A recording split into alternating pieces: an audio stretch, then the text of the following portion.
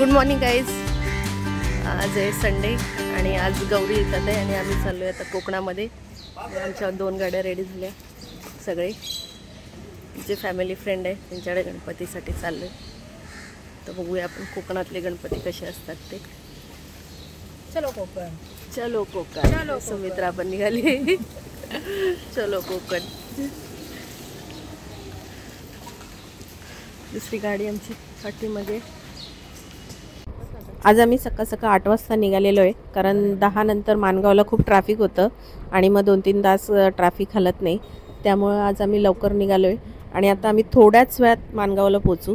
मग तिथे आमचा ब्रेकफास्ट होणार आहे आणि तिथून पुढे आम्ही चिपळूणमध्ये जे परशुरामचं मंदिर आहे, हायवेलाच आहे, ते मंदिर आम्ही पाहायला जाणार आहे.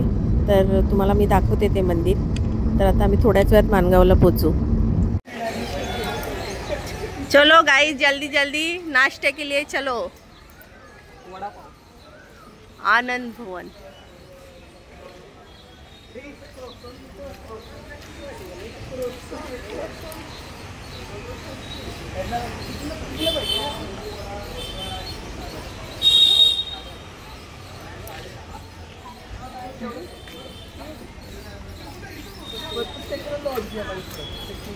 आता सकाळची 6:15 झालेत आणि आम्ही आता इथे माणगावला पोचलोय नाश्त्यासाठी आनंद भवनमध्ये.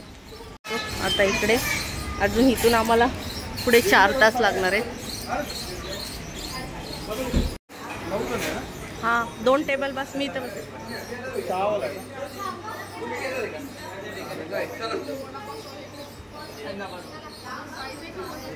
किट्टू इथं बसलाय.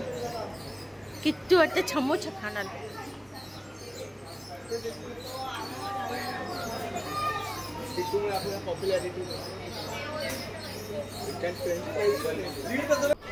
किटी पण आली आमच्या बरोबर गावाला जायला. आता आम्ही ब्रेकफास्ट वगैरे करून निघालेलो आहे माणगाववरून आणि आम्हाला तर चिपळूणला जायला कमीत कमी 3 तास लागतील. मग तिथे आम्ही परशुरामाचं मंदिर जे आहे परशुराम घाटामध्ये ते पाहायला जाणार आहे. आणि कोकणात अजून पण पाऊससुद्धा चालू आहे, पण रोड बऱ्यापैकी माणगावच्या पुढे चांगले झालेले आहेत, त्यामुळं ट्रॅव्हलिंगचा काही प्रॉब्लेम येत नाही आहे आणि रस्ते पूर्ण मोकळे आहेत. आम्ही आता परशुराम घाटातून लेफ्ट घेतलेला आहे. तिथे लिहिलेलं आहे बोर्ड आणि त्या रोडने आम्ही लेफ्ट घेऊन आतमध्ये आलेलो आहे. आणि हा बघा असा छोटासा रस्ता आहे मंदिराकडे जायला, पण ठिकठिकाणी बोर्ड लावलेले आहेत, त्यामुळे एवढं चुकण्यासारखं काही नाही आहे. आणि आता आम्ही अवघ्या 2 मिनटातच मंदिराजवळ पोचू.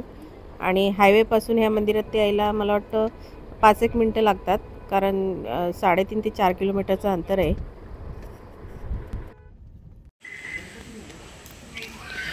हे पार्किंग आहे मंदिराचं.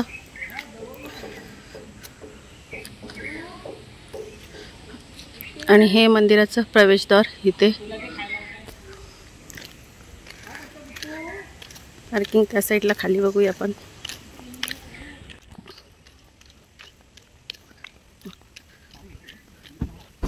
हे समोरचं सगळं चिपळूण शहर आहे आणि त्याच्याच खाली वशिष्ठी नदी आहे. ती आता इथून काही दिसत नाही, हायवेला गेल्यावर दिसते आपल्याला ती. चला.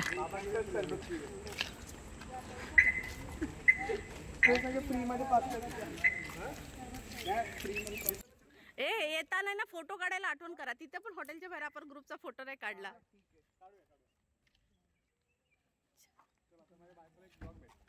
हा, नाही खूप दिवस यायचंच होतं.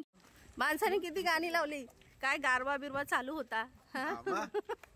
बोर केलं असेल, पोरं झोपले असतील, गारवा पोरांना गार केलं. चहा कॉफी नाश्ता.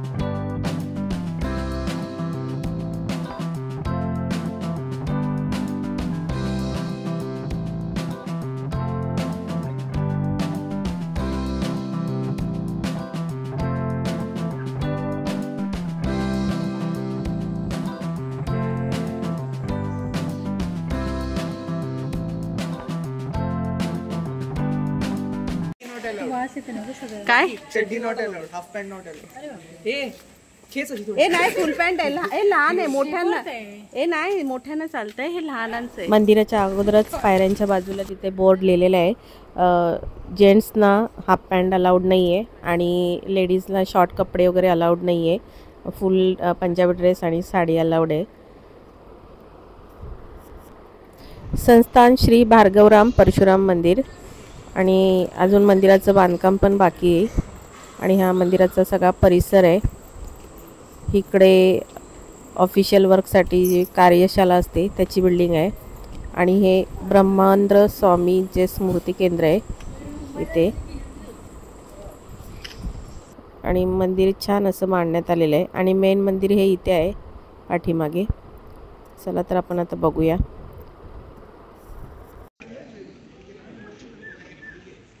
हे जे परशुरामांचं मंदिर आहे हे 18व्या शतकात बांधण्यात आलेलं होतं आणि हे मंदिर त्याच्या वास्तुकलेच्या कोरीव कामासाठी खूप प्रसिद्ध आहे. बघू शकता आपण भिंतीवरून खूप गुंतागुंतीचं आणि सुरेख असं कोरीव काम केलेलं आहे आणि त्याच्यासाठी हे मंदिर खूप प्रसिद्ध आहे.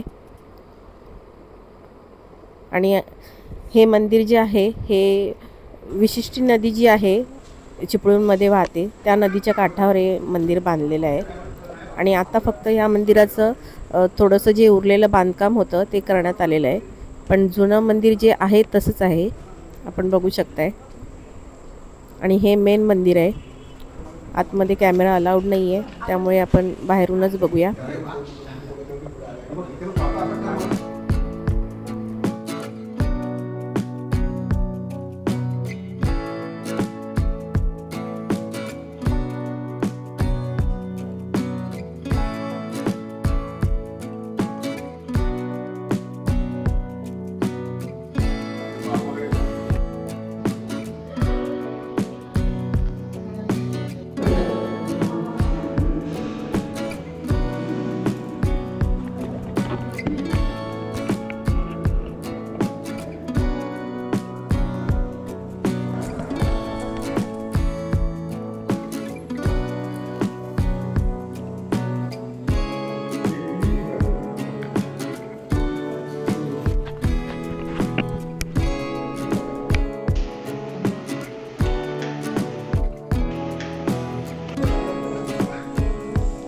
आज मंदिरामध्ये एवढी गर्दी नसल्यामुळे छान असं आमचं दर्शन झालं. आणि हा जो आहे आजूबाजूचा परिसर आहे मंदिराचा इथं यज्ञ वगैरे करतात. यज्ञ मंडप आहे हा. आणि हे जे साईडचं बांधकाम आपण बघतोय लाल रंगामध्ये हे सगळं नवीन बांधकाम केलेलं आहे आणि खूपच सुंदर असं छान आहे. विष्णू भगवानचा जो 6वा अवतार होता ते परशुराम होते आणि त्यांचंच हे मंदिर आहे इथे. आणि परशुरामांची जी आई आहे तिचं नाव आहे रेणुका माता म्हणजे जी आपली रेणुका माता आपण म्हणतो माहूरगडची ते रेणुका माता परशुरामांची आई आहे आणि तिचंच हे मंदिर आहे. मेन मंदिरच्या पाठीमागे हे रेणुका मातेचं मंदिर आहे. चल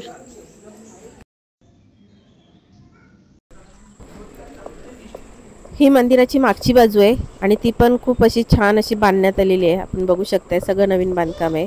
आणि इथं हा त्यांनी छोटासा पाण्याचा हौद बनवलेला आहे. त्याच्यामध्ये बघा मासे कासव सगळं सोडलेलं आहे.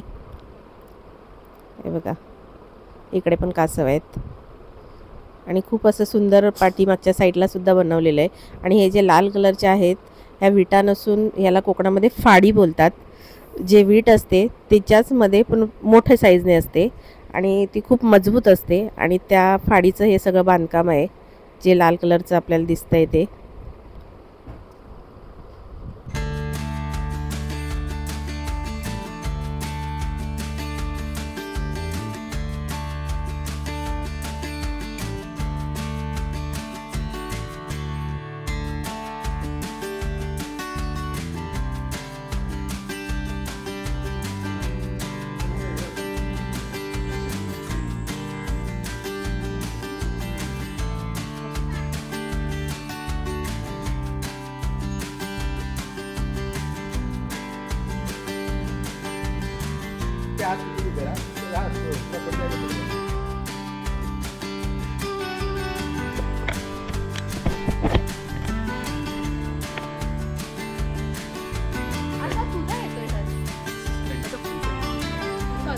चिपकला.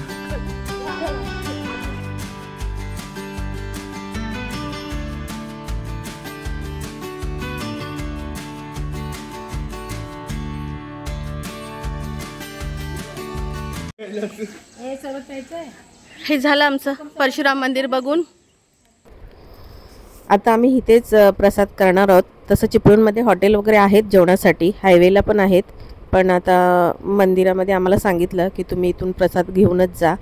आणि आता तसं पण दुपारच्या जेवणाची वेळ झालेली आहे, तर आम्ही आता इथेच सगळेजण प्रसाद घेणार आहे. हे आहे इथे प्रसादालय बघा. इथे टाईम पण दिलेला आहे, सकाळी 11 ते दुपारी 2. आणि हे मंदिराच्या पायथ्याशीच आहे आणि ते सगळ्यांसाठी निःशुल्क असं प्रसाद असतो. तर आता जे प्रसादामध्ये असेल ते आम्ही आता इथं खाऊन घेणार आहे.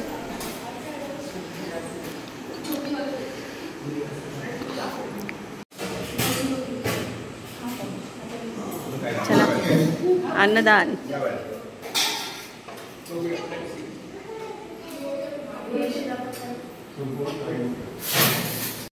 आता आम्ही दुपारचं प्रसाद तिथेच मंदिरामध्ये खाऊन निघालेलो आहे. आणि आम्हाला आता पुढे जायचं आहे आमच्या फ्रेंड्सच्या गावाला, जी चिपळूणमधून पुढे सावर्डे आहे आणि सावर्ड्यातून आतमध्ये त्यांचं गाव आहे. तर आम्हाला आता त्यांच्या गावाला जायला कमीत कमी 1.5 ते 2 तास लागतील.